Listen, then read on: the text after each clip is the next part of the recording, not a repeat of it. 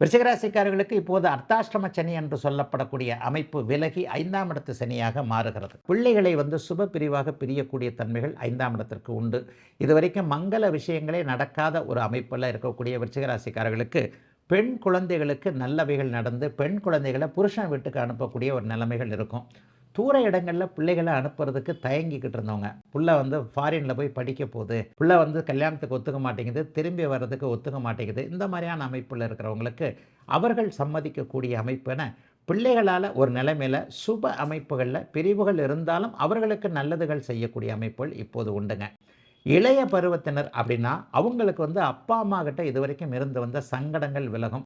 சிலருக்கு பார்த்தீங்கன்னா வழி தெரியாத அமைப்பில் எந்த பக்கம் போகிறது, எதை படிக்கிறது, இதை படிக்கிறதா அதை படிக்கிறதா, இந்த வேலைக்கு போகிறதா அந்த வேலைக்கு போகிறதான்னு எதுவும் தெரியாமல் இருந்த இளைய பருவ விருச்சிக ராசிக்காரர்களுக்கு எதுவும் நடக்கும் நடக்காது என்கின்ற ஒரு திட உணர்வுகள், எது வழி எது சிறந்த வழி எது போகக்கூடாது என்கின்ற ஒரு ஒரு நல்ல அமைப்பு, அதாவது ஒரு தெளிவும் தீர்வும் கிடைக்கக்கூடிய அருமையான சனிப்பயிற்சியாக இந்த சனிப்பயிற்சி இருக்குதுங்க.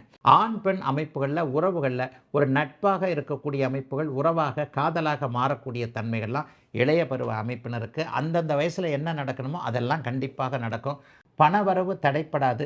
கடன் சம்பந்தப்பட்ட விஷயங்கள்ல அப்படியே தாராளமாக சீராக போய்கொண்டே இருக்கும். வியாபாரம் நன்றாக இருக்கும், தொழில் நன்றாக இருக்கும்.